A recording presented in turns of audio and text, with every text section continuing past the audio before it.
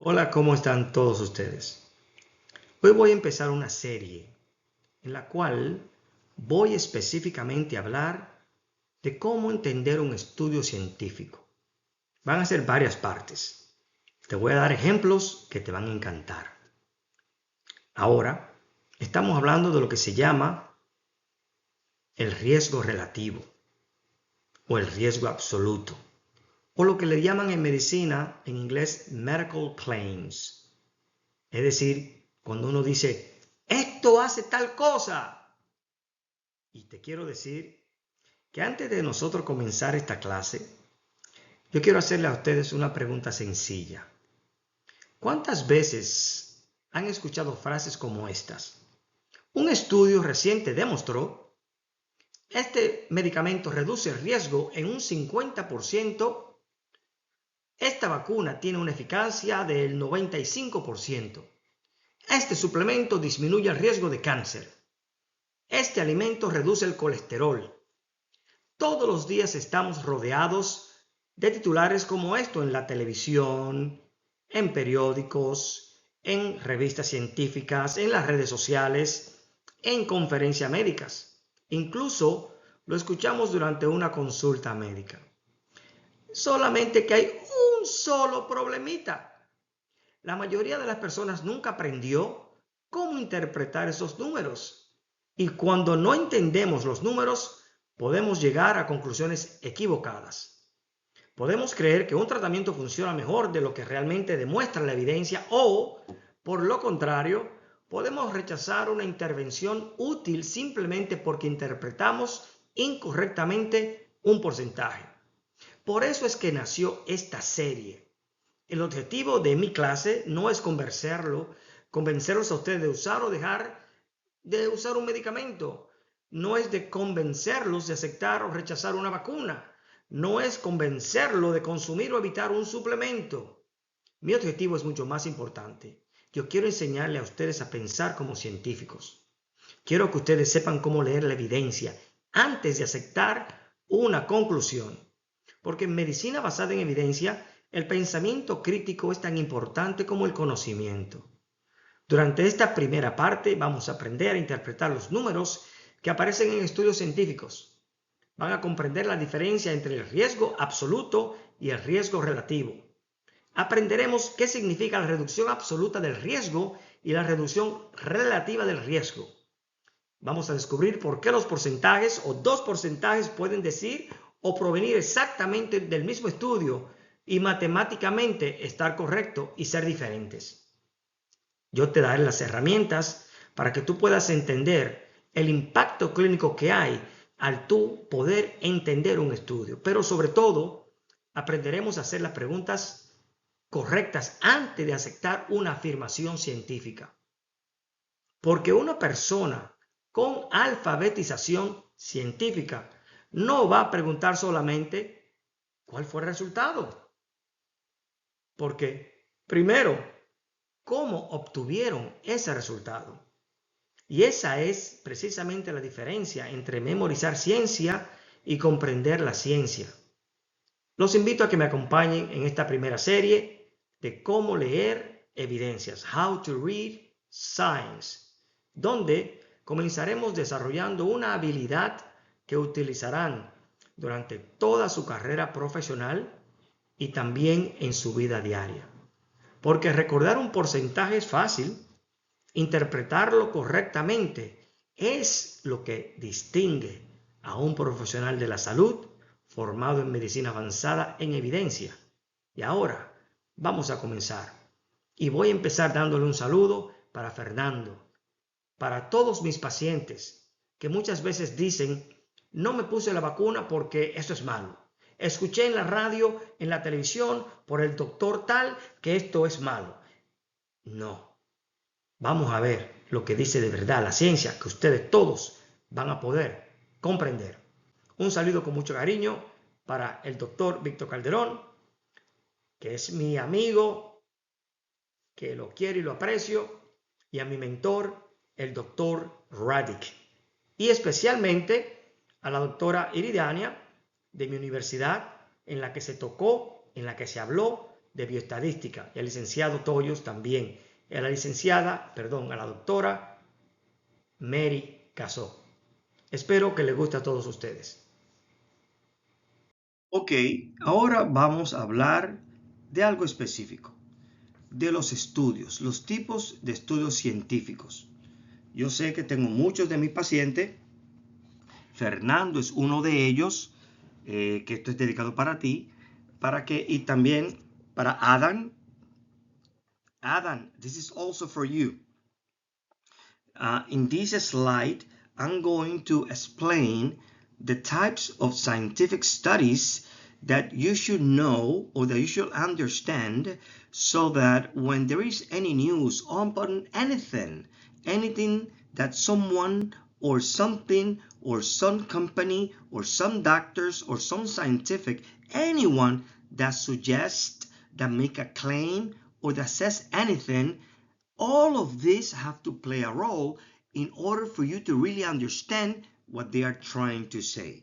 I'm sorry this time, Adam, I'm going to be saying it in Spanish, but I'm going to make it in English in another section because this is for my students. But at least every slide that I'm going to put is in English, which you could read about it and you could look about it.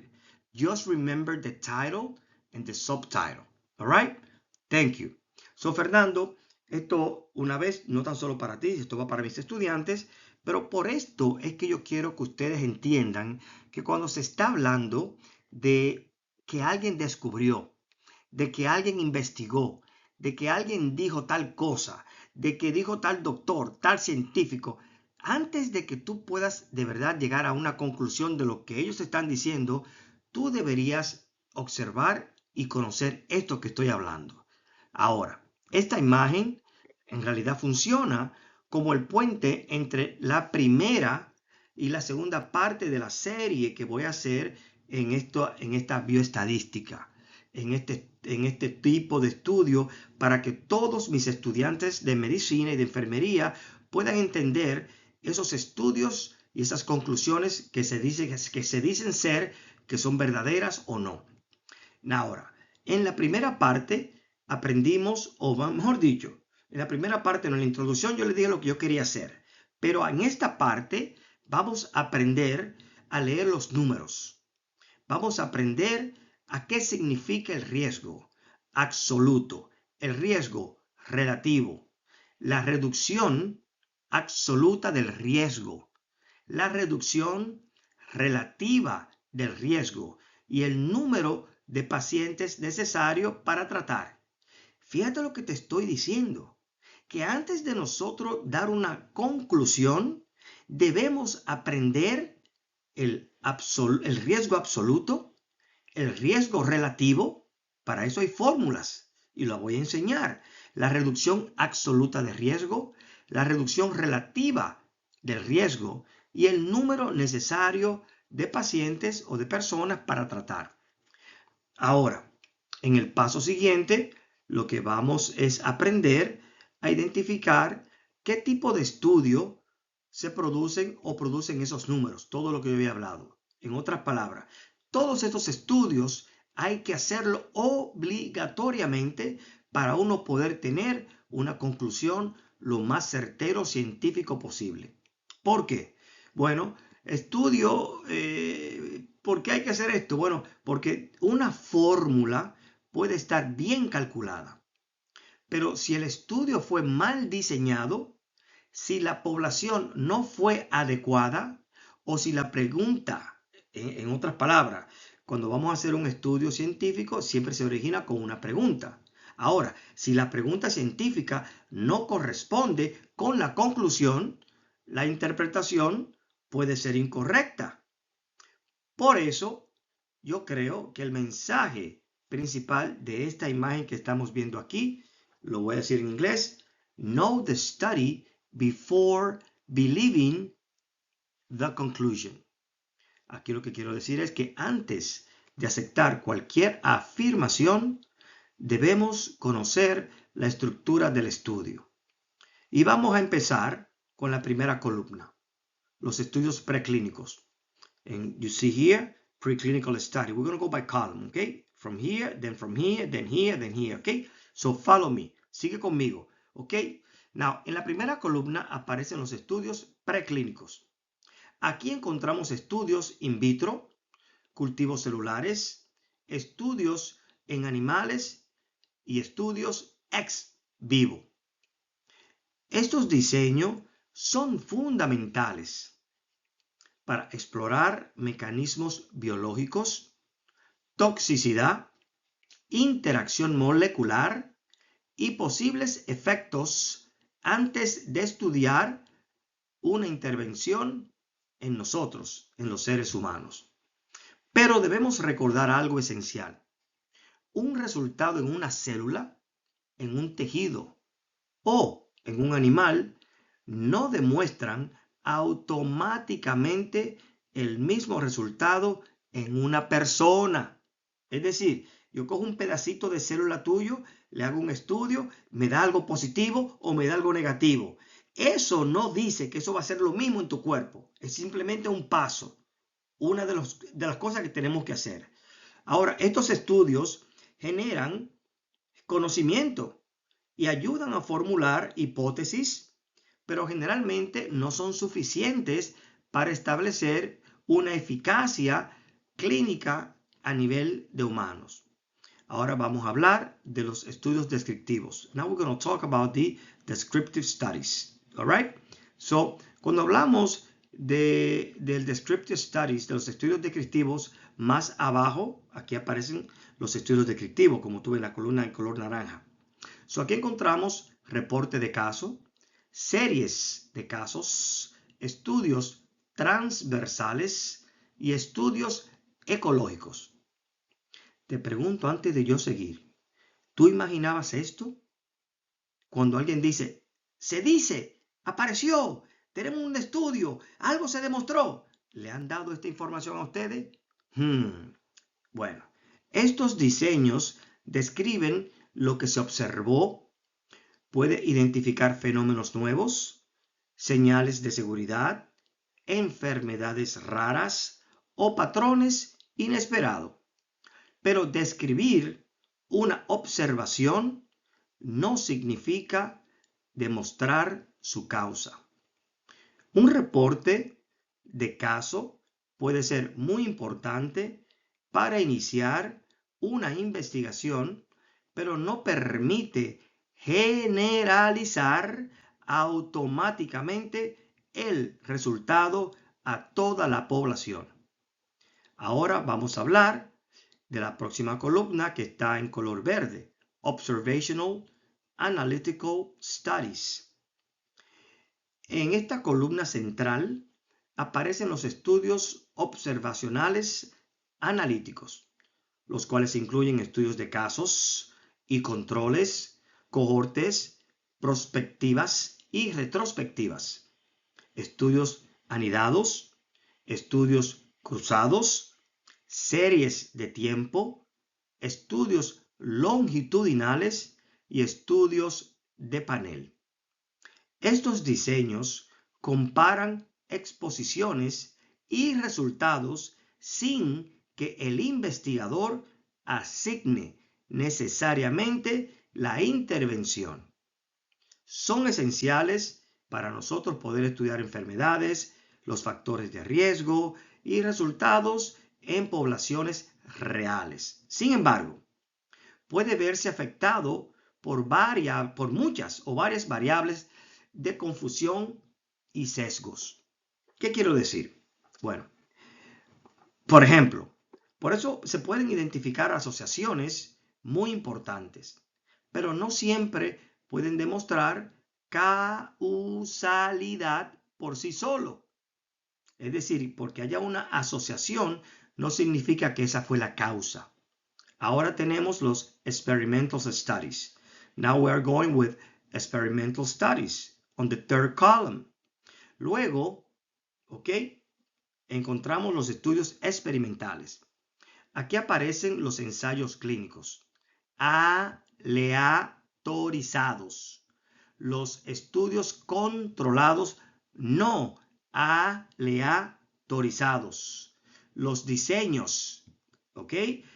Que le llamamos a estos diseños quasi experimentales. Los diseños simple ciego, doble ciego y triple ciego. Los estudios cruzados, los ensayos por grupos, los diseños factoriales y los estudios de dosis-respuesta. En estos diseños, el investigador interviene y compara resultados. La aleatorización ayuda a distribuir las características de los participantes entre los grupos. El cegamiento ayuda a reducir la influencia de expectativas y sesgos. Pero incluso un ensayo clínico aleatorizado debe ser evaluado cuidadosamente. Debemos revisar el tamaño de muestra, las pérdidas durante el seguimiento, el desenlace principal, el grupo control, la duración y el análisis estadístico. Ahora vamos con el Review and Synthesis of Evidence. Now we're going here. Review and Synthesis of Evidence. So, ahora mismo, después aparecen las revisiones y síntesis de evidencia. Incluyen revisiones narrativas, revisiones sistemáticas, meta-análisis, umbrella reviews, scoping reviews y revisiones rápidas. Estos diseños reúnen investigaciones previas. Una revisión sistemática utiliza un método organizado para buscar, para seleccionar y evaluar estudios.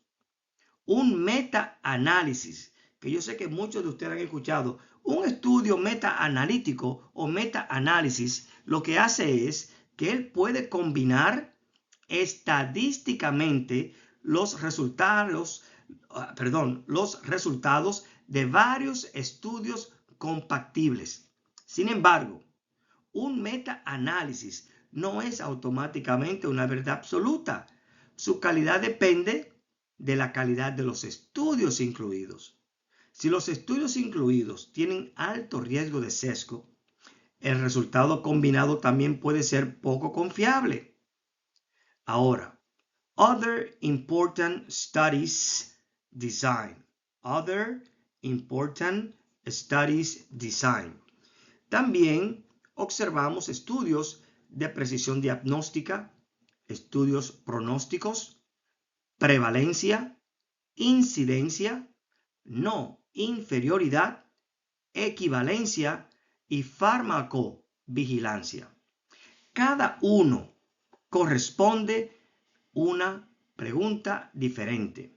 Otra vez, cada uno corresponde a una pregunta diferente. Por ejemplo, un estudio diagnóstico evalúa qué tan bien funciona una prueba.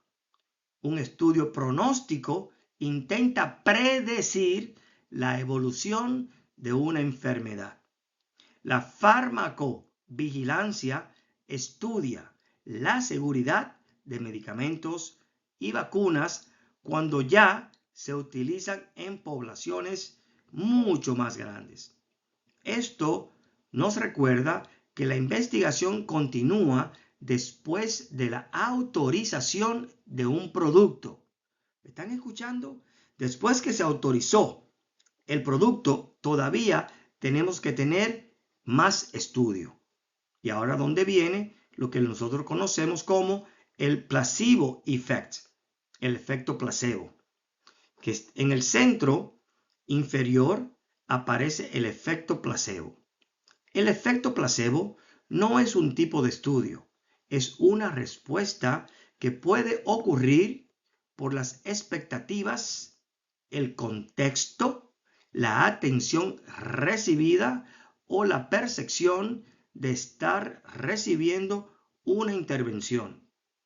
Un placebo puede utilizarse como grupo de comparación dentro de un ensayo clínico.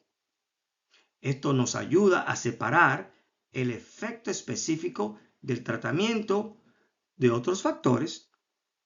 En la próxima serie, yo explicaré con mayor detalle ese efecto placebo, el cegamiento y los grupos de control. Ahora, tenemos algo que se conoce como Risk Reduction Formula. Tenemos en este círculo que usted ve aquí, Risk Reduction Formula.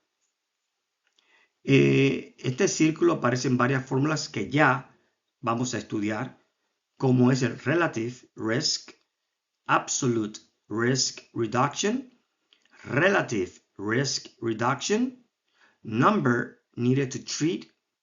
Estas fórmulas nos ayudan a interpretar los resultados numéricos. En otras palabras, cuando te dicen a ti, el 40% de tal cosa hace tal cosa, ¿usted sabía que hay fórmula para calcular eso y verificarlo? Pero ahora también debemos unir la bioestadística con el diseño científico. Antes de interpretar una fórmula, debemos preguntar, ¿de qué tipo de estudio provino ese número? ¿Qué población fue estudiada? Es decir, por decir, muchachos, por decir ustedes, mis hijos, por decir, no voy a decir un nombre, voy a decir que Dante es una medicina. La medicina de Dante, ¿ok? Provocó que la gente subiera 400 libras. Pero no dijo si era en un chino, en un dominicano, en un italiano, en un colombiano, en un europeo, si era de edad de 18 años, de 12 años, de 10 años, de 20 años, de 40 años. ¿Tú entiendes? No es específico. ¿Qué población fue estudiada? ¿Cuál fue el desenlace? ¿Hubo un grupo de control? ¿Hubo aleatorización? ¿Cuál fue el intervalo de confianza? Eso lo vamos a hablar también después. El estudio puede establecer causalidad. Los números no deben separarse de la metodología. Ahora, dos preguntas fundamentales. En la parte inferior aparecen las dos preguntas que guiarán la próxima serie. What type of study is this? Esa es en el axis Y. Can these studies establish causation? Eso lo buscamos en el x-axis. Ahí no lo tenemos, pero yo te lo estoy explicando. Can this study, once again, can this study establish causation? La primera identifica el diseño. La segunda determina hasta dónde podemos llegar con la conclusión. No todos los estudios pueden demostrar causa y efecto. Por ejemplo, vamos a hacer algo sencillo. Nosotros los hombres, un hombre te da un trompón, te da un golpe. Es común esperar que la otra persona reaccione y le devuelva el golpe para atrás. Pero no siempre hay causa y efecto. Hay personas que lo miran y dicen, ¿y por qué me dio? ¿Qué pasó aquí? ¿Qué le pasa a este individuo? Eso quiere decir que no porque haya una causa va a haber un efecto. No todos los estudios pueden demostrar causa y efecto. Viene, por ejemplo, mi paciente que le dijeron, mira, yo me puse 40,000 miligramos de vitamina C y cuando me vinieron a investigar el cáncer que tenía, se fue. Eso es un palo. Ahora tú te lo haces tú, un ejemplo, y cuando te hacen el estudio, el cáncer sigue más alto. Eso quiere decir que no todo lo que tú puedas usar que le causó a otra persona bien, a ti te cause. Ustedes saben bien que en nosotros, en los hispanos, existe, ¿qué es lo que tú tienes? Muchacha, te tomaste un té de jengibre, que eso me lo quitó a mí en 2 días. Y tú te lo tomas y al contrario te da diarrea. Entonces, no es lo mismo. Algunos describen, otros muestran asociaciones, otros comparan intervenciones, otros reúnen evidencia. Por eso debemos conocer el propósito y las limitaciones de cada diseño. Ahora, vuelvo y repito, ¿qué es lo que estamos haciendo nosotros o qué es lo que estoy tratando yo de enseñarles a ustedes? Bueno, hay más fácilmente de 40 diseños en profundidad. ¿Ok? Todo esto solamente funciona como una introducción. En la próxima serie, ahí es donde vamos a estudiar cada familia de investigación de forma organizada. Aprenderemos qué pregunta responde cada diseño, cómo se seleccionan los participantes, qué sesgos pueden aparecer, qué significa la causalidad y cómo interpretar correctamente las conclusiones. Esto, una vez más, es para enseñarle hoy los números. Lo siguiente es para enseñarle a leer los estudios. ¿Qué produjo esos números? Y cuando alguien diga, un estudio reciente demostró, nuestra primera reacción no será creer ni rechazar. Será preguntar, ¿cómo se llama el estudio? ¿Quién lo realizó? ¿Qué pregunta intentó responder? ¿Y qué diseño científico se utilizó? Todo eso es lo que nosotros tenemos que preguntar. Ahora yo te pregunto a mis pacientes, a mis estudiantes, a mi amigo Fernando, ¿ok? De verdad, ¿usted se había hecho este tipo de preguntas cuando estaban dando todo lo que se dice a nivel de noticia, a nivel de ciencia, a nivel de todo? Yo sé que la respuesta es no, pero para eso estamos aquí, para nosotros aprender con la bioestadística clínica. Todos hemos visto titulares como este. Las estatinas reducen el riesgo de infarto en un 50%, en un 80%, en un 90%, en un ejemplo, ¿ok? Pero ustedes todos han escuchado eso, ¿ok? Otra vez, todos nosotros hemos visto titulares en el cual se dice que las estatinas, por ejemplo, reducen el riesgo de infarto en X porcentaje. Cuando una persona escucha ese número, normalmente piensa que el medicamento elimina la mitad del riesgo para cualquier paciente. Y lo hice específicamente en el corazón porque estamos hablando con pacientes y amigos míos que han tenido o que tienen problemas del corazón. Recuérdense que cada 39 segundos en los Estados Unidos una persona sufre y muere de un paro cardíaco. Por eso usé este tipo de ejemplo, el cual es verificable. ¿Ok? Ahora, ¿qué es lo que yo quiero decir? Una vez más, que normalmente, ¿ok? Cuando una persona escucha ese número, de decir que usar las estatinas reducen por un 50% un infarto, un paro cardíaco, ¿ok? Una vez más, cuando una persona escucha ese número, normalmente piensa, wow, ese medicamento elimina la mitad, porque el 50% es la mitad de 100, ¿verdad? La mitad del riesgo para cualquier paciente. Pero un científico nunca debe detenerse en ese título. Debe preguntarse primero, ¿qué tipo de medida de riesgo está siendo reportada?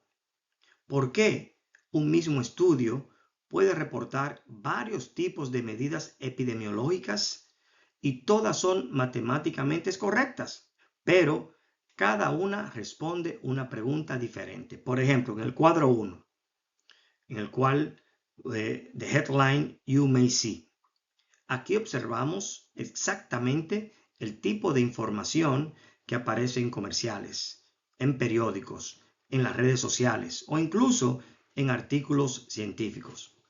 Una gran titular puede decir, como dice aquí, Statins reduce heart attack risk by 50%.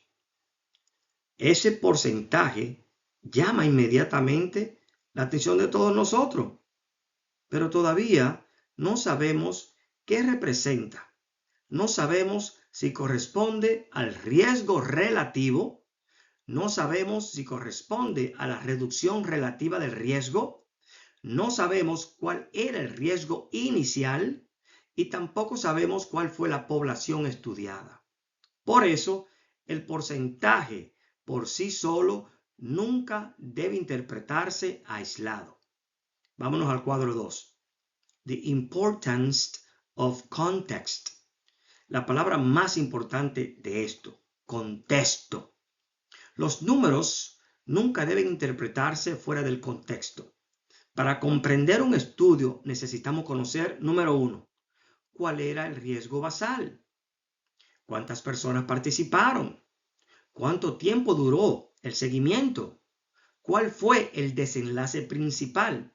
Y sobre todo, ¿qué medida estadística está siendo utilizada? En este ejemplo vamos a aprender 4 medidas fundamentales. Esto se hace así siempre. Primero, el riesgo absoluto, el riesgo relativo, el riesgo de reducción absoluto, el riesgo de reducción relativo y finalmente el número de personas que se necesitan para tratar. Vámonos ahora al cuadro 3, a lo que se llama el Absolute Risk, que dice AR. Absolute Risk. Conocemos con el riesgo absoluto.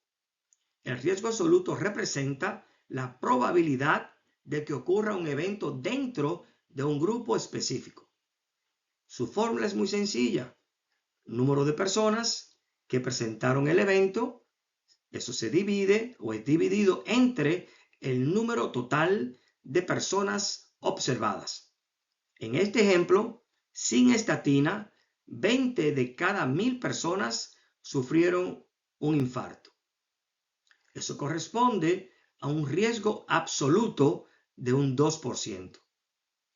Con estatinas, 10 de cada 1000 personas sufrieron un infarto. Eso corresponde a un riesgo absoluto de 1%. Observe que todavía no estamos comparando grupos, simplemente estamos calculando el riesgo dentro de cada grupo por separado. Ahora, en el cuadro número 4, Absolute Risk Reduction, ARR, ahora compararemos ambos riesgos absolutos. La reducción absoluta del riesgo responde a una pregunta muy práctica. ¿Cuál fue la diferencia real entre ambos grupos? La fórmula consiste simplemente en restar el riesgo absoluto del grupo de control menos el riesgo absoluto del grupo tratado. En nuestro ejemplo, 2% menos 1%. ¿Y a qué es esto igual? Bueno, a 1%. Esto significa que ocurrió aproximadamente un infarto menos por cada 100 personas o 10 infartos menos por cada 1000 personas. Esta medida describe el beneficio absoluto observado en la población estudiada. Vámonos ahora al cuadro número 5. Visualizing the real impact. Ahora observamos la representación gráfica. A la izquierda, 20 personas de cada 1000 presentan un infarto. A la derecha, 10 personas presentan un infarto. Visualmente entendemos algo muy importante. La mayoría de las personas, tanto en el grupo tratado como en el grupo de control, nunca presentó un infarto. Las estatinas redujeron el riesgo, pero no eliminaron completamente la posibilidad del evento. Y esta es una realidad práctica. Todas las intervenciones médicas, la medicina reduce riesgos, rara vez los elimina por completo. Vamos ahora al cuadro 6, a Relative Risk, RR.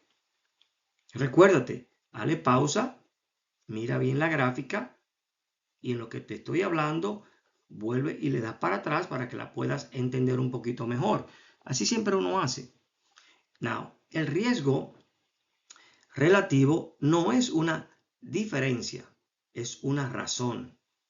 Compara el riesgo absoluto del grupo tratado con el riesgo absoluto del grupo de control. Matemáticamente, Dividimos 1% entre 2%.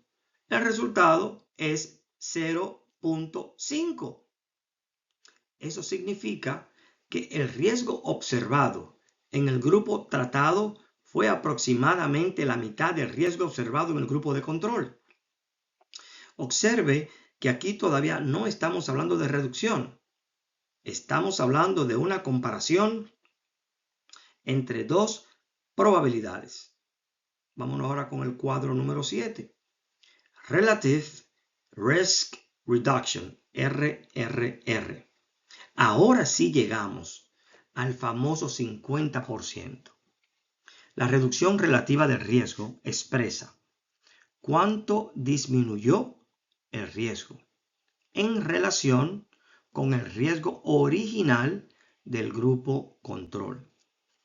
La fórmula utiliza la diferencia entre ambos riesgos, dividida nuevamente por el riesgo absoluto del grupo control. Este ejemplo es el resultado, o es donde se dice es 50%. Ahora entendemos de dónde proviene el titular.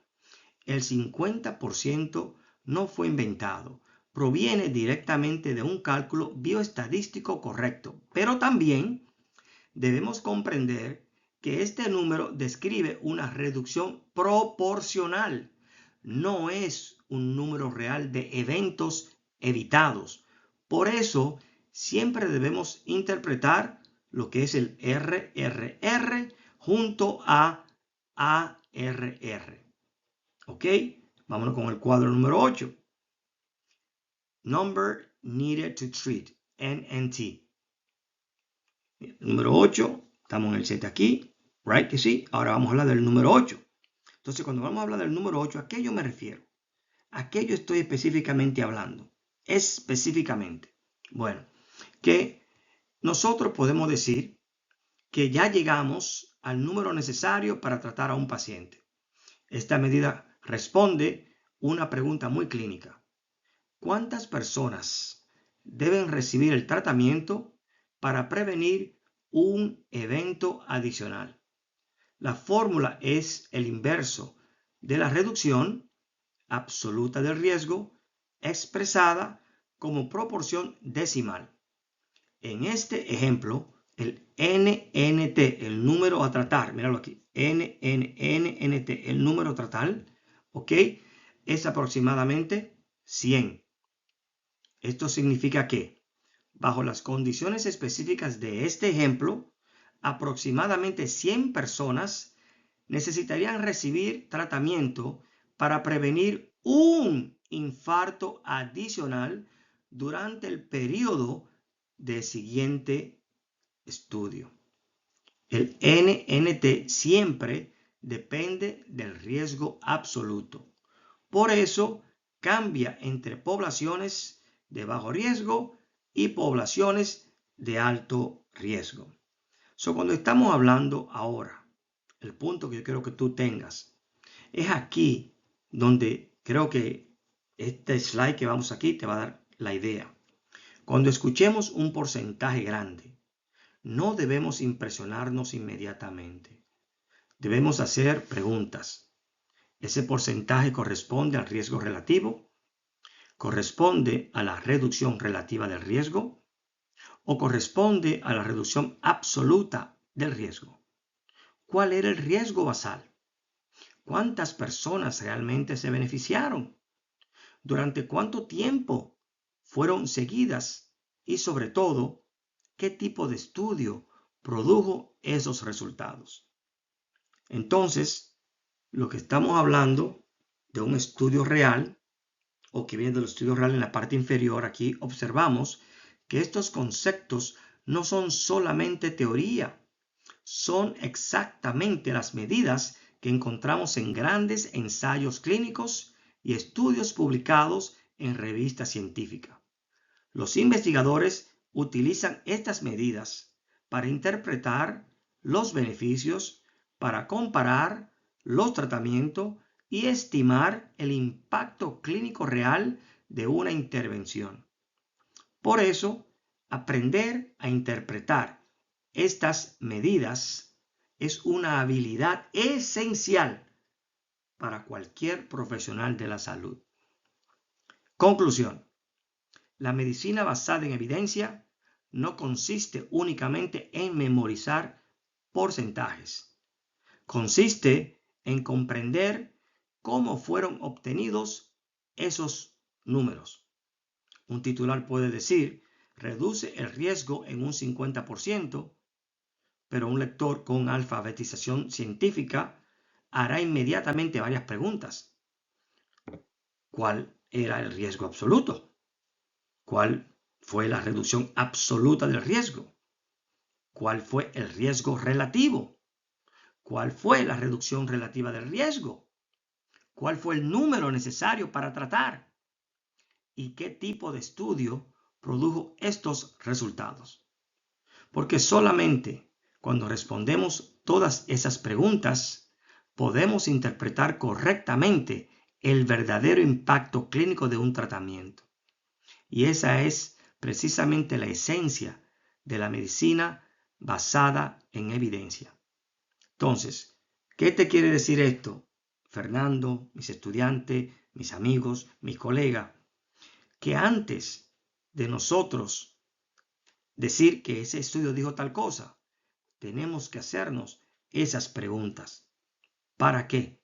Para poder nosotros tener la misma conclusión que esos estudios estaban demostrando. No te preocupes. Te voy a dar otro ejemplo que te va a gustar mucho mejor, más real. ¿Ok? Nos vemos ahora.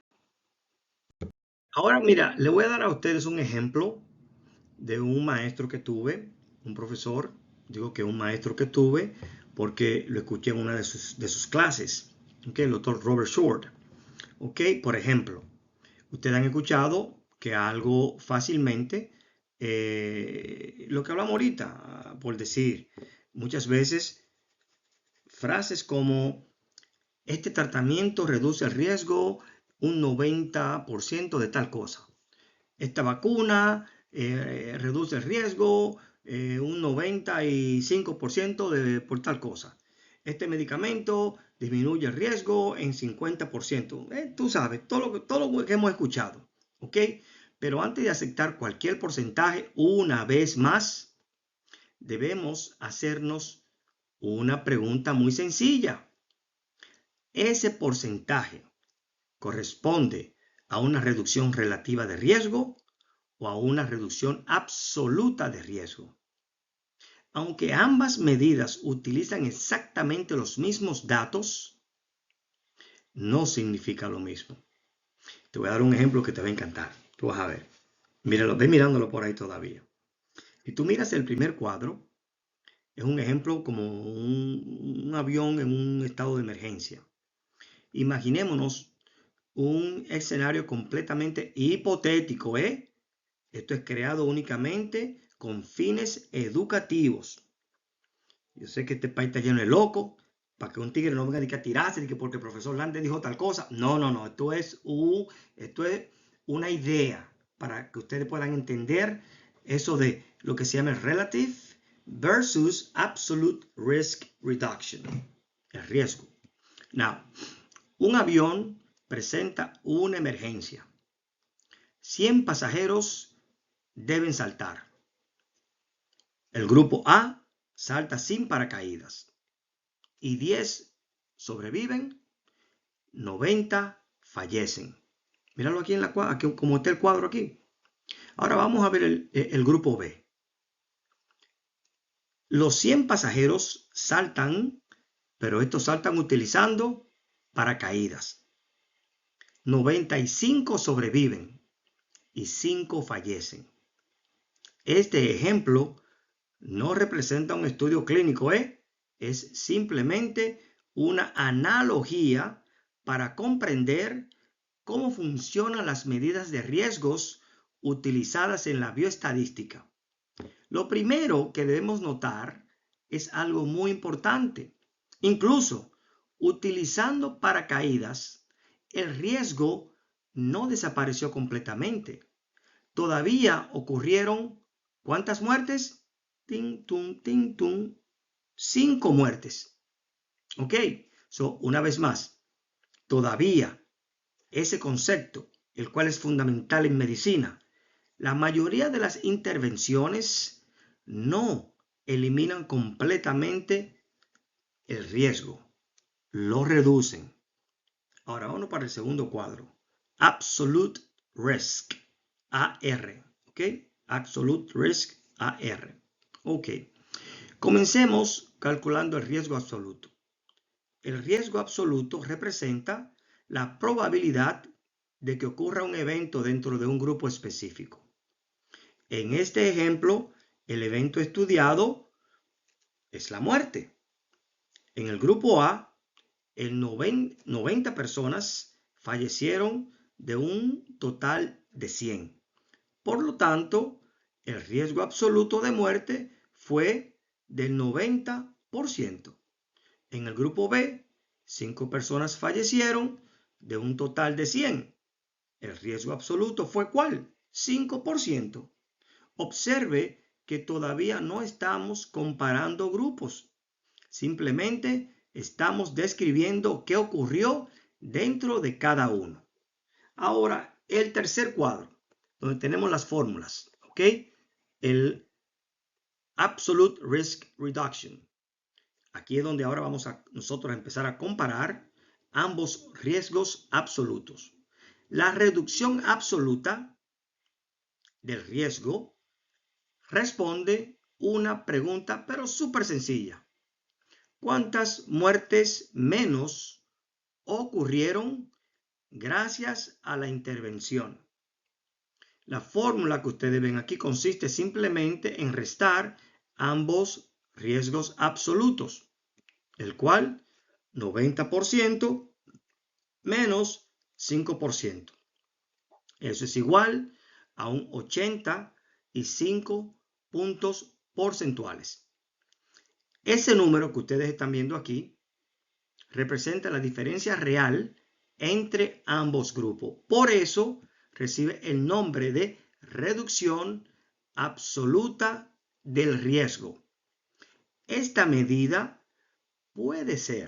suele ser una de las más útiles para comprender, para comprender el impacto clínico real. Vámonos al cuarto cuadro. Relative Risk, RR. Ahora observamos el riesgo relativo.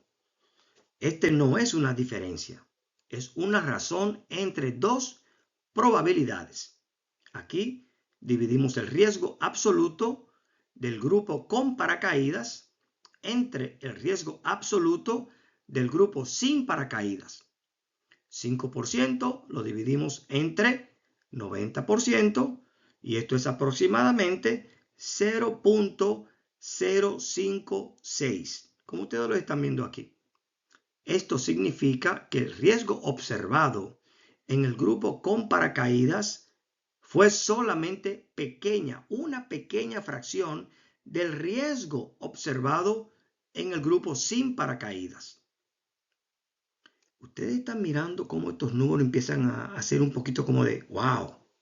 Vámonos a mirar ahora el quinto cuadro, el Relative Risk Reduction.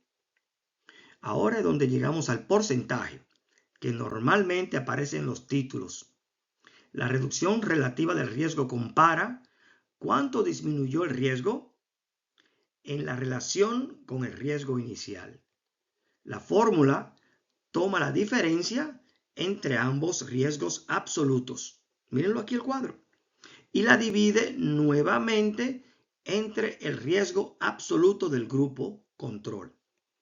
Este ejemplo que ustedes están viendo aquí, el resultado es que aproximadamente 94.4%. Ese porcentaje es matemáticamente correcto. Pero observe algo muy interesante. La reducción absoluta del riesgo fue 85 puntos porcentuales, mientras que la reducción relativa del riesgo fue 94.4%. Los dos números provienen exactamente de los mismos datos. Ninguno está equivocado. Simplemente responden preguntas diferentes. Próximo cuadro. El sexto. Number needed to treat. Number needed to treat. Está mirando aquí. Number needed to treat. Ahora aparece otra medida que también es muy importante. El número necesario para tratar esta medida responde una pregunta muy práctica. ¿Cuántas personas necesitan recibir la intervención para prevenir un evento adicional? Este ejemplo es el resultado es aproximadamente 2. Eso significa que bajo este escenario hipotético, esto es para ver, esto no es que va a pasar, por cada 2 personas que utilizan un paracaídas, se previene aproximadamente una muerte adicional. Observen que en el número necesitado para tratar, el NNT, recuérdate, NNT, ok, depende directamente de la reducción absoluta del riesgo. Cuanto mayor sea la ARR y menor será el NNT. Y generalmente más efectivo será el beneficio observado. Ahora, mirando este cuadro visual en el siguiente, ahora podemos observar en esta representación gráfica, en el segundo grupo, sin paracaídas, la gran mayoría de los pasajeros fallece. En el grupo con paracaídas, la gran mayoría sobrevive. Una imagen como esta permite comprender inmediatamente la diferencia entre ambos grupos. Mucho mejor que observar únicamente una fórmula matemática. Entonces, aquí es donde nosotros podemos encontrar, creo, la verdadera enseñanza de mi clase de hoy, de este ejercicio. La reducción absoluta del riesgo fue muy grande. La reducción relativa del riesgo también fue muy grande. Sin embargo, el riesgo nunca llegó a 0. 5 personas todavía fallecieron. Ese detalle es extremadamente importante. En medicina, muy pocas intervenciones eliminan completamente el riesgo. La mayoría simplemente modifica la probabilidad de que ocurra un evento. Y ahora que llegamos a la parte, digo yo, más importante de este slide. Cada vez que ustedes escuchen un porcentaje, otra vez deben detenerse y preguntar. Recuérdate, Fernando, ¿cuál fue el evento estudiado? ¿Cuál era el riesgo absoluto inicial? ¿Ese porcentaje representa una reducción relativa del riesgo o una reducción absoluta del riesgo? ¿Cuántas personas realmente se beneficiaron? ¿Cuál fue el intervalo de confianza? ¿Qué tipo de estudio produjo esos resultados? ¿Y esos resultados pueden aplicarse a mis pacientes? Estas preguntas representan el pensamiento crítico que caracteriza la medicina basada en evidencia. En conclusión, la lección más importante para mí de esto es bien sencillo. Los números por sí solos no cuentan toda la historia. Una misma investigación puede informar una reducción relativa de riesgo y una reducción absoluta de riesgo utilizando exactamente los mismos datos. Ambas son correctas, pero cada una corresponde a una pregunta diferente. Por eso, antes de aceptar cualquier afirmación científica, no pregunte solamente cuál fue el porcentaje. Pregunten también qué medida de riesgo se está reportando. Y recuerden siempre, la medicina basada en evidencia no consiste únicamente en conocer los resultados, consiste en comprender cómo fueron obtenidos esos resultados. Donde diga ARA y ARB, ¿qué significa esto? ARA, míralo ahí, ARA, por ejemplo, ¿ok? ARA. ¿Qué significa eso? Absolute Risk in Group A. No Parachute. ARB, Absolute Risk in Group B with Parachute. ¿Ok? So, ¿qué es lo que me está diciendo? Un grupo que tiene paracaídas, otro que no tiene paracaídas. Grupo A, grupo B. Recalcar, una vez más, que el desenlace medido es muerte, no sobrevivir. El ARRR,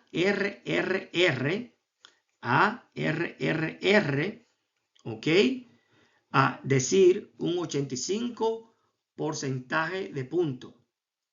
Es decir, 85% absoluto de risk reduction para máxima precisión. Ahora, vamos a mantener que el ejemplo es hipotético y exclusivamente educativo. So, una vez más, lo que estoy haciendo no quiere decir que es así, pero para ponértelo más fácil tal vez. 100 gente se van a tirar de un avión y 100 gente tienen paracaídas. Y resulta ser que de las 100 gente que salieron con paracaídas, todos nosotros vamos a sospechar que cuando el paracaídas abra, pues entonces los 100 se van a salvar. Pero hay una variable. ¿Y si el paciente se desmayó y no pudo abrir el paracaídas? ¿O si el paciente cuando le dio a la palanquita para que abra el paracaídas se rompió? ¿O si el paciente cuando trató de bajar la palanquita para abrir el paracaídas no se abrió? ¿O si en lo que él iba cayendo pasaba otro avión o un ave o cayó en una rama y el paracaídas no abrió? So, hay variables, hay factores que tenemos que tomar en cuenta. Por eso, cuando ustedes escuchen el que toma, qué sé yo, una medicina, ivermectina, quita el cáncer, el estudio está comprobado. ¿Está esto respondiendo todas las preguntas que tenemos que responder a nivel de la bioestadística, a nivel de ciencia? No. Por eso, cuando ustedes quieran hablar con una persona que tiene conocimiento, si ustedes conocen este tipo de formulación, no vale la pena hablar porque no nos vamos a entender. Y lo que podemos entrar es en una disputa de que tú estás bien, yo estoy mal y lo que sea. Por eso, lo bueno es aprender la ciencia, aprender las fórmulas, revisar el estudio, aplicar todo lo que se dice y tomar las conclusiones de acuerdo a todo lo que se puede comprobar. Con esto espero que a todos ustedes les haya gustado este ejemplo. Y vamos a la segunda serie. En la segunda serie voy a empezar a hablar de los estudios del COVID, de los estudios del RSV, de los estudios de la influenza, de muchos estudios de cáncer. Todo eso voy a hablar para hablar y expresar de cuándo es un riesgo alto, un riesgo relativo, un riesgo absoluto. Espero que esto le abra un poquito la idea y que no se me dejen llevar por esas informaciones que dan informaciones vacías. Y con esto concluimos la primera parte de nuestra serie How to Read Science. Hoy no aprendimos un medicamento nuevo, no aprendimos un tratamiento nuevo, tampoco aprendimos una enfermedad nueva.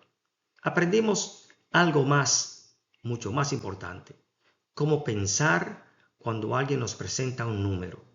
A partir de hoy, cada vez que escuchen una frase como este tratamiento reduce el riesgo en 50%, este suplemento disminuye el riesgo de cáncer, esta vacuna reduce la hospitalización, este alimento produce o protege al corazón, no acepten absolutamente, inmediatamente el titular.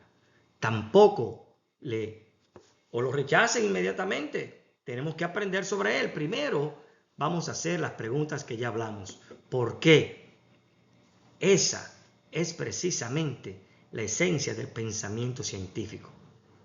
Relative risk versus absolute risk. Y una vez más, ¿qué hicimos hoy? Comprender que un mismo estudio puede presentar dos números diferentes. Uno puede describir la reducción relativa del riesgo y otro puede describir la reducción absoluta del riesgo. Los dos pueden ser completamente correctos, pero cada uno responde una pregunta diferente. Por eso no debemos interpretar un porcentaje sin conocer el contexto. Los números cuentan una historia, pero el contexto es el que les da el significado. Quiero que recuerden 6 ideas fundamentales. Primero, siempre identifiquen el riesgo basal. Sin conocer el riesgo inicial, ningún porcentaje puede interpretarse correctamente. Segundo, aprendan a identificar el riesgo absoluto, porque representa la probabilidad real de que ocurra un evento tercero. Y tercero, comprenderán el riesgo relativo, porque compara un grupo con otro, pero no nos dice cuántas personas realmente se beneficiaron. Cuarto, nunca confundan la reducción relativa del riesgo con la reducción absoluta del riesgo. Ambas son correctas, ambas son útiles, pero responden preguntas distintas. Quinto, recuerden siempre el número necesario para tratar, porque traduce los porcentajes en una pregunta clínica muy práctica. ¿Cuántas personas necesitan recibir una intervención para beneficiar a una persona adicional? Y finalmente, desarrollen el hábito más importante de todos: pensar críticamente. La ciencia no se basa en creer. La ciencia tampoco consiste en desconfiar de todo. La ciencia consiste en evaluar la evidencia con honestidad, método y pensamiento crítico.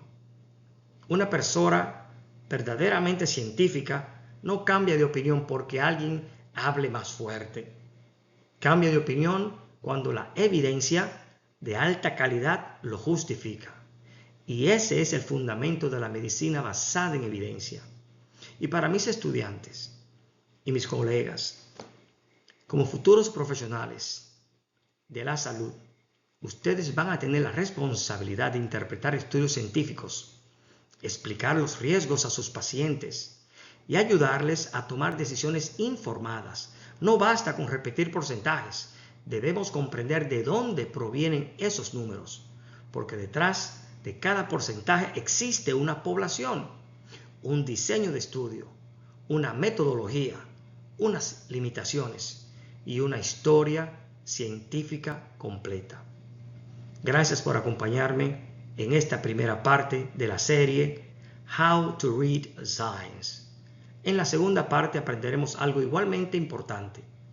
No solamente cómo interpretar los números, sino también cómo interpretar los propios estudios científicos.